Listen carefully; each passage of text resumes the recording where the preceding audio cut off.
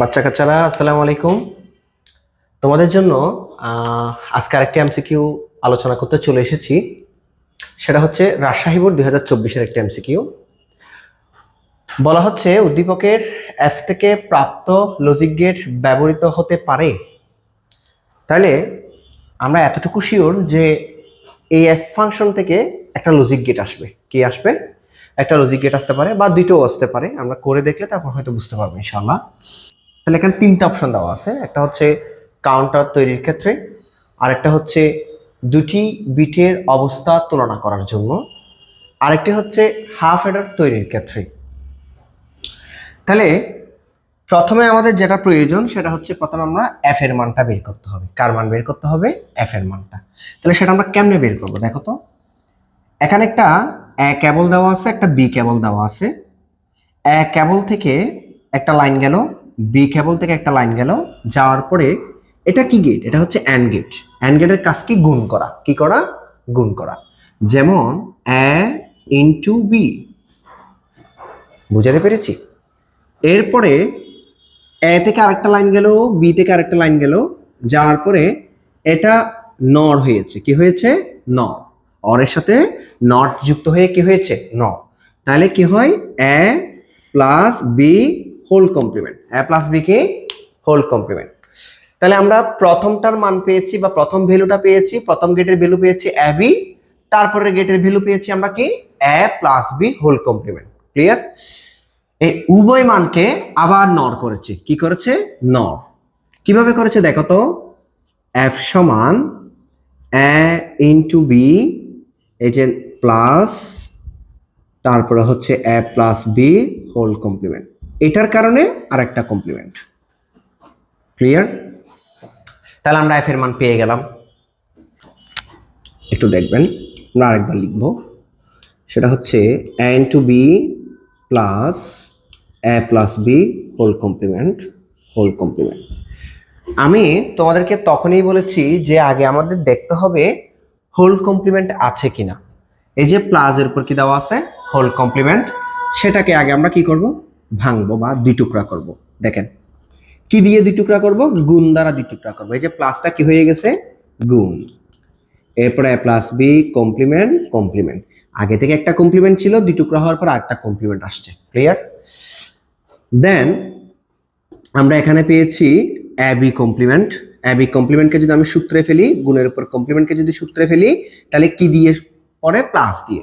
D মর্গানের দুইটা সূত্র আছে, একটা হচ্ছে প্লাসের উপর কমপ্লিমেন্ট আর একটা হচ্ছে গুণের উপরে কমপ্লিমেন্ট। প্লাসের উপর কমপ্লিমেন্টটা হচ্ছে আমরা গুণ দিয়ে আলাদা করি, আর গুণের উপর কমপ্লিমেন্টটা হচ্ছে আমরা প্লাস দিয়ে আলাদা করতেছি। তাহলে দেখো প্রথমেরটা ছিল প্লাসের উপর কমপ্লিমেন্ট, আমরা কি দিয়ে আলাদা করেছিলাম? গুণ দিয়ে। আর তারপরেরটা ছিল গুণের উপরে কমপ্লিমেন্ট, আমরা কি দিয়ে আলাদা করছি? প্লাস দিয়ে। ক্লিয়ার? এখানে কিন্তু ব্র্যাকেট দেওয়াটা খুব ম্যান্ডেটরি। কেন ম্যান্ডেটরি তোমরা দেখবা। এরপরে এখানে পাইলাম এ প্লাস বি, কারণ ডাবল কমপ্লিমেন্ট থাকলে ওই ডাবল কমপ্লিমেন্টগুলো কি হয়ে যায়? ব্যানিশ হয়ে যায়। কেমন? Equal equal equal. আচ্ছা, এখানে গুণ আছে না?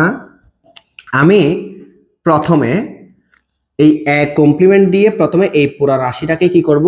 গুণ করব। এ কমপ্লিমেন্ট দিয়ে আমরা পুরো রাশিটাকে কি করব? গুণ। দেখো A complement into A plus B. এরপরে আবার আমরা এখানে কি বসাবো? প্লাস বসাবো। কি বসাবো? প্লাস। দেন আমরা বি কমপ্লিমেন্ট দিয়ে এই পুরো রাশিটাকে কি করব? গুণ করব। তাহলে B complement into A plus B. Clear? এতটুকু কি আমরা বুঝছি? জাস্ট আমরা গুণ করলাম এই একটা রাশি দিয়ে প্রথমে এই দুটাকে, তারপরে একটা রাশি দিয়ে, তারপরে এই দুটাকে। ক্লিয়ার? এরপরে আমরা আবার গুণ করব একে দিয়ে কাকে? একে plus A complement B plus আবার বি কমপ্লিমেন্ট দিয়ে কাকে? একে। তাহলে হয় এ বি কমপ্লিমেন্ট। কেমন? প্লাস এরপর আবার কি হয়? B complement B. B complement কি? বি। আচ্ছা, আমরা একটা সূত্র শিখেছিলাম মৌলিক উপপাদ্যের ক্ষেত্রে। যদি এ কমপ্লিমেন্ট 0 হয়, এ কি হয়ে যাবে? 1। যদি বি কমপ্লিমেন্ট 0 হয়, বি কি হয়ে যাবে? 1। এটা কখন হবে? একটা রাশি পজিটিভ আর একটা রাশি কি? আরেকটা রাশি হচ্ছে নেগেটিভ।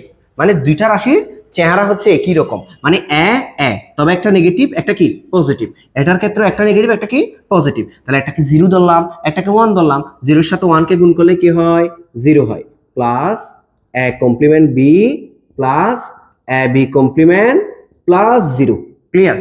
আচ্ছা, এখন আমরা যে মানটা পাইছি সেটা হচ্ছে কি এ কমপ্লিমেন্ট বি প্লাস কি পাইছি এ বি কমপ্লিমেন্ট। আচ্ছা, এটার এটার একটা সূত্র আছে, আমরা সবাই জানি A complement B plus A B complement মানে হচ্ছে এ এক্সক্লুসিভ বি। কি exclusive B? A exclusive B. মনে থাকবে? তাহলে এটা এক্স অর গেটকে প্রাধান্য দেয়, মানে এক্স অর গেটের যে সূত্রটা রয়েছে এ এক্সক্লুসিভ বি সমান A complement B plus A B complement. Clear? এখন আমাকে বলা হচ্ছে উদ্দীপকের এফ থেকে প্রাপ্ত যে লজিক গেটটা ব্যবহৃত হইতে পারে কাউন্টার তৈরির ক্ষেত্রে কখনোই হবে না, কারণ এক্সক্লুসিভ বি কখনো কাউন্টার তৈরির ক্ষেত্রে আসবে না। তবে দুটি বিটের অবস্থা তুলনা করার জন্য এক্স অর গেটে কিন্তু দুইটা বিটের অবস্থা তুলনা করা যায়। কেমনে করা যায় একটু দেখি তো আমরা, তুলনা করা যায় কিনা দুইটা বিটের অবস্থা। এই যে দেখো A B A exclusive B, কেমন এ বি এক্সক্লুসিভ বি, একটু আমরা খেয়াল করি। আমরা যদি প্রথমে 0 0 1 1 0 1 1 আমরা প্রথমে সত্যক সারণীর এ এর মান নিলাম এবং বি এর মানগুলো নিলাম, ভ্যালুগুলো নিলাম।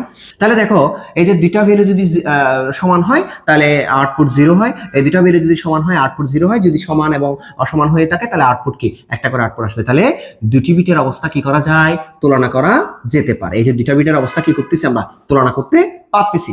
আচ্ছা, এই যে এক্সক্লুসিভ বি, এই এক্সক্লুসিভ বি মানে কিন্তু XOR gate. Exclusive B মানে কি গেট? X or gate. এই যে এটাকে কি বলা হয়? XOR gate. আচ্ছা, এক্স অর গেট তো আমরা কোথায় ব্যবহার করতে পারি? হাফ অ্যাডারের ক্ষেত্রেও ব্যবহার করতে পারি, ঠিক না? কারণ হাফ অ্যাডারের সামের মান হচ্ছে কি এক্স অর গেট। সামের মান কি ছিল? XOR gate. তাহলে নিচের কোনটি সঠিক? তাহলে আমরা কি বলবো? 2 ও 3 সঠিক। কি সঠিক? 2 ও 3, মানে দুটি বিটের অবস্থাও তুলনা করা যাবে, হাফ অ্যাডার তৈরির ক্ষেত্রেও তুলনা করা, তৈরির ক্ষেত্রেও ব্যবহার করা যাবে। ক্লিয়ার? এই এমসিকিউ গুলা এভাবেই তোমাদের আসলে বসে বসে ঘরে বসে বসে ধরে ধরে সলভ করতে হবে। এরকম যদি আরো সলভ পেতে চাও তাহলে আমাদের সাথে অবশ্যই জয়েন থাকতে হবে ইনশাআল্লাহ। আসসালামু আলাইকুম, দোয়া করবেন সবাই।